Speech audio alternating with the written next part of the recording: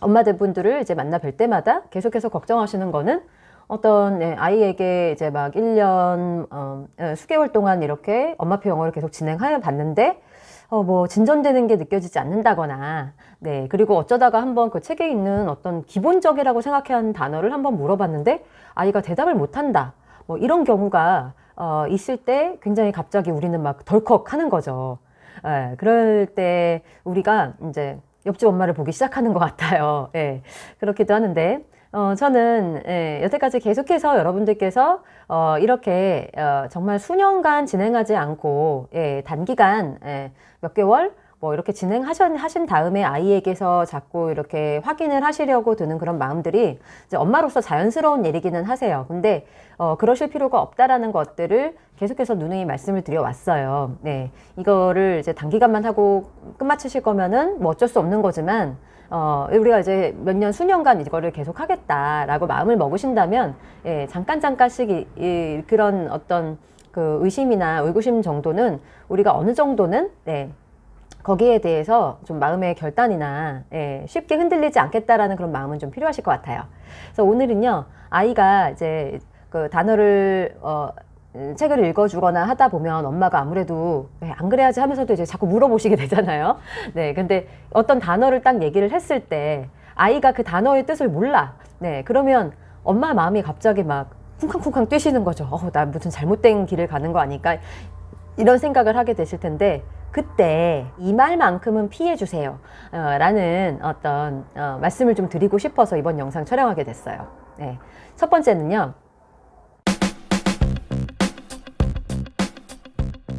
이거죠. 너 큰일 났다, 어쩔래? 라는 말이에요. 그러니까 어떡하니, 이제 아휴 큰일 났네, 이런 말을 저도 한 적 있는 것 같은데요. 네, 안 그래야지 하는 말이지만 얘 어쩌나, 뭐 이런 마음을 아마 마음속으로라도 아마 가져보신 적은 있을 것 같아요. 그쵸? 네. 근데 이 속으로는 이런 생각을 가지셨을지는 모르겠지만 아이에게 이거를 밖으로 이제 표현을 하시면 안 된다라고 저는 생각을 해요. 왜냐면 이거는 이제 아이한테, 엄마도 그렇지만 이제 조바심을 주는 말이죠. 예. 여러 가지 이렇게 우리가 아이한테 하면 안 되는 말이 있는데, 저는 아이를 자꾸 이렇게 다그치거나 이렇게 조바심을 주는 말이 굉장히 아이의 인성 발달에 되게 좋지가 않다라고 생각을 해요. 왜냐면은 아이가 내가 무언가를 실패했구나라는 것에 대한 자각을 시켜주는 말이라고 할 수가 있잖아요. 어떻게 보면 너 큰일 났다라는 말은 내가 뭔가 잘못됐구나라는 것을 깨우쳐주는 그런 말이라고 할 수 있는데, 때로는 뭐 이렇게 내가 잘못된 것을 깨우치는 거는 필요하지만, 뭐 큰일이 났다라고 표현을 하는 것은 무슨 의미가 내포되어 있냐면 정말 큰일이기 때문에, 이거는 뭐 회복될 수 있는 여지가 크지 않다라는 말과 좀 비슷하지 않나? 라는 생각을 저는 하게 돼요. 그래서 그렇다고 아이고 작은 일 났네 이럴 순 없고, 어쨌든 아이에게 그 단어 몇 개 이렇게 잘 물어봤을 때 잘 대답을 못 한다거나 해서 큰일 났다라는 표현은 좋지 않다고 생각을 해요. 그래서 어떡할래, 아유 큰일 났네, 이런 말들은 조금 여러분들께서 자제를 해주시는 게 좋지 않을까라는 생각이 들어요. 그러면은 단어를 몰라서 너무 답답한데, 어떤 거를 물어봤을 때 아이가 그래도 수개월, 뭐 그래도 1년 넘게 계속 했는데도 단어를 뭐 하나 당연하게 알고 있어야 될 단어를 몰라요. 그런데 어떻게 이런 말을 안 할 수가 있죠? 라고 물어보신다면, 네, 충분히 뭐 그런 거는 마음속으로는 여러분들께서 생각은 하실 수 있겠지만, 그래도 겉으로는 아이한테는 그런 불안한 마음이 아이한테 전달되지 않게끔만 해주시면 좋을 것 같아요. 왜냐면 아이가 같이 조바심을 갖고 같이 이런 실패감을 갖게 되면 뭐 그동안 해온 게 완전히 뭐 물거품이 될 수도 있잖아요. 한순간에 나 이거 해도 소용이 없는 거구나, 이런 생각을 하게 될 수가 있고, 그리고 뭐 실패의 경험을 하나 크게 만들어준 셈이 되기 때문에 아이한테 좋을 게 없어요. 그래서 마음속으로는 뭐 이런 생각을 하실 수는 있겠지만 표현하시지는 말아주셨으면 하고요. 아이한테 이렇게 가끔가다 물어봤을 때 잘 모르는 게 이제 눈에 띄면은요, 그냥 약간 아이를 편안하게 해주시는 그런 표정으로, 그럼 엄마 가르쳐 줄게, 아직 몰랐었구나 하면서, 네, 그 뜻을 그냥 알려주세요. 네, 그래서 이게 별거 아닌 것 같은데요. 그냥 엄마가 육성으로 아이에게 그 뜻을 알려주시는 거가 있죠. 굉장히 좀 크게 작용을 해요. 저는 이제 아이들을 직접 이제 대면하면서 가르치는데 평소에 듣고 있기가 오래된 아이들은요, 정확하게 한글 뜻을 물어보면은 아이가 잘 대답을 못할 때가 많이 있어요. 왜냐하면 그거는 아이가 영어를 계속 영어로만 봤기 때문에 한국말과 연결지어서 우리말을 떠올릴 수 있는 그런 기회가 별로 없었기 때문이기도 하고, 예, 그리고 우리말로 어떻게 표현해야 될지가 갑자기 퍼뜩 떠오르지 않기 때문이기도 해요. 그래서 저도 지금 뭐 고등학생도 한 명 가르쳐서 이렇게 같이 막 지문 읽고 이러는데, 어쩔 때는 저도 하도 영어를 읽다 보니까 거기에 해당되는 한국말이 생각이 안 나요, 실제로. 예, 그래서 이거 한국말로 뭐였는지 선생님 뭔지는 알겠는데 설명이 안 된다. 선생님 잠깐 단어 찾아볼게. 막 이럴 때가 있거든요. 저도 이런데, 예. 우리 아이들은 어떻게 했냐고요?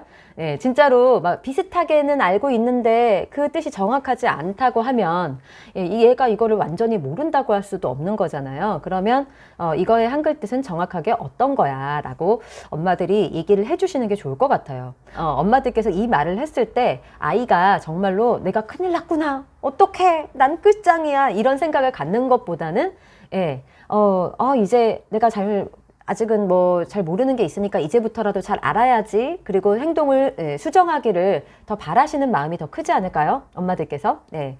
그런 마음에서 아마 내뱉는 우리의 어떤 실수 같은 말인데, 이거를 그냥 엄마들께서는 한 번만 조금 참아주셨다가 아이에게 다시 한번 그 명확한 뜻을 알려주시고 수정해주시고, 그림책이라서 나온 거라면 그림으로 한번 짚어주시고 하시면서 이제 육성으로 한번 알려주시면 쓰기로 막 5-6번씩 쓴 아이들하고 차이가 있더라고요. 예.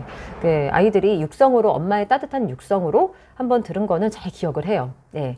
혹시 한두 번에는 아니라고 할지라도, 예전에 엄마가 알려줬던 건데, 내가 까먹었네? 뭐 이런 정도의 반응은 나올 수가 있거든요. 그렇다고 하더라도 엄마랑 얼굴 붉히지 않고, 예, 그 상황을 잘 이제 넘어갈 수만 있다면, 그렇게 정말로 큰일 나지 않을 수가 있어요. 예, 오히려 아이가 실패감을 경험하는 게 정말 큰일이죠. 어떻게 보면. 그래서, 지금 여기에서라도 제대로 알고, 다시 한번 또 일어날 수 있는 그런 회복 탄력성을 줄 수 있는 그런 엄마들이 되시면 우리 아이들이 좀 더 행복하게 영어 계속 이어나갈 수 있지 않을까라는 생각을 해요. 그리고 두 번째는요, 또 이것도 많이 엄마들이 하시는 말씀인데,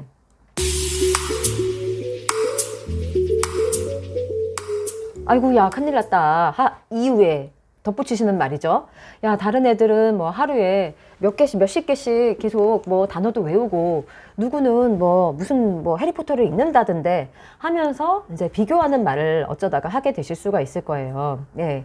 근데 이거는 안 해본 엄마들이 거의 없지 않을까 싶어요. 안 그러려고 해도 자기도 모르게 이렇게 던지게 되는, 그런 툭툭 이제 나오게 되는 말이잖아요. 저도 한 번도 안 해봤다고 보장 못 하겠어요. 예. 언젠가 얘기한 적 있어요.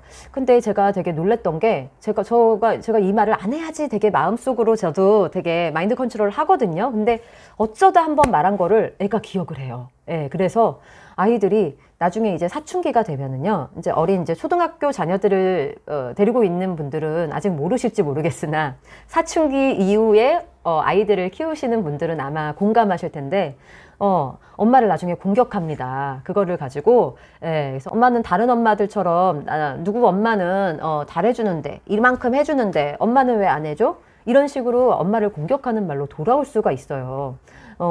그래서 실제로 이런 문제 때문에 슬퍼하시고 그런 분들을 제가 본 적이 있고, 예, 갑자기 아이가 돌변해가지고 자기가 했던 말로 아이에게서 공격을 받게 되면, 그거는 굉장히 하늘이 무너지는 것과 같은 슬픔이거든요. 저도 그런 경험을 해봤어요. 예. 그래서 아이들이 크면은 어느 정도 자아가 발달하면서 때로 이제 자신의 어떤 강함을 이제 엄마한테 존재감을 이제 나타내기 위해서 가끔가다 이제 어른들을 공격하기도 하는, 예, 그런 현상이 나중에 나타나게 되는데, 그때 특히나 자기가 비교를 많이 당했던 아이들은 그 비교 받았던 그 슬펐던 마음이 내재되어 있다가 나중에 예, 엄마가 이제 공격의 대상이 되는 거죠. 그래서 그런 것들은 가능하면 제가 미리 큰 아이들을 이제 키워본 입장에서 여러분들에게 특히나 이제 초등이나 유아맘들 많이 보시기 때문에 미리 예방주사 이렇게 놔드리는 셈 치고 여러분들께 미리 말씀을 드리는 거니까 꼭 기억하셔서 예, 다른 아이들과 비교하는 거 정말, 예, 정말, 입이 요만큼까지 말이 올라왔다고 하더라도 자제하시고, 예, 내 아이만을 바라보면서, 예전보단 나아졌다 그래도, 다행이다. 이렇게 약간, 마인드 컨트롤 해서 얼굴 표정을 이제 통제하실 수 있으면 좋으실 것 같아요. 근데 이렇게, 아이들이 그 사춘기가 와서 건강하게 그래도 내가 나 잘 크고 있다? 라는 표현으로 저는 또 받아들이기도 해요. 그렇게 엄마를 공격하기도 하는 거는 나의 어떤 존재감을 엄마에게 나타내려는 거잖아요. 근데, 정말 내성적이고 소심한 친구들은 이런 어떤 표현조차도 하지 않고 마음에 쿡쿡 눌러놓는 친구들이 있어요. 그러면 이런 아이들은요, 굉장히, 낮은 자존감으로 언제가 이제 마음속에 내재되어 있다가 다른 사람들과의 어떤 인간관계 속에서 이렇게 삐뚤어지게 나타나는 그런 경우도 굉장히 많거든요. 그래서 어떻게 보면은 열등감이 큰 사람들은 어렸을 때 이렇게 비교를 많이 당했던 사람들, 인정받지 못했던 사람들, 이런 사람들에게서 이제 열등감이 나타나서 이 열등감을 극복하기 위한 어떤 방어 기제로서 사람들의 어떤 사회성이 떨어지는 행동들을 하게 되는 거거든요. 그래서 이거는 뭐 입시의 문제도 아니고 그냥 우리 아이들의 살아갈 삶에 대한 문제인 것 같아요. 그래서 엄마들께서 특히나 조심하셨으면 하는 거, 엄마표를 진행하실 때 남들과 비교하는 말은 꼭 이제 자제해 주십사. 계속해서 엄마들이 정말 마음의 다짐을 하셔야 되는 그런 말 아닌가라는 생각이 들어요. 제가 오늘은 두 가지 말만 드렸는데 여러분들께서도 정말 엄마표 영어 진행하면서 아이에게 모진 말 할 때가 있잖아요. 이런 거 이렇게 좀 솔직하게 이렇게 나눠주시고, 이런 말은 정말 실수했던 것 같아요. 아이한테 미안하다고 이런 말 해서 사과했어요. 이런 거 있으면 또 나누어 주시면 좋을 것 같아요. 저는 이제 사과가 되게 중요하다고 생각해요. 그래서 저도 모르게 입 밖으로 나쁜 말이 나왔을 때, 아이의 마음을 풀어주기 위해서 꼭 사과를 하거든요. 그래서 요거는 여러분들께서 꼭 이제 일상생활 속에서 습관처럼 아이에게 모진 말을 하는 실수는 누구나 할 수가 있는데 이후에를 어떻게 수습을 하는지가 굉장히 중요한 것 같아서 이제 엄마들께서도 제가 방금 말씀드렸던 이 두 가지의 말을 한 적이 있으면 세월이 좀 지났다고 하더라도 다시 한번 아이하고 좋은 분위기 좋은 시간 만드셔서 꼭 진심으로 사과하는 시간을 가져보시기를 바랄게요. 네, 그럼 오늘은 여기까지 하고요. 다음 시간에 여러분들께 도움이 될 만한 이야기 또 가지고 돌아오는 걸로 하겠습니다. 네, 감사합니다.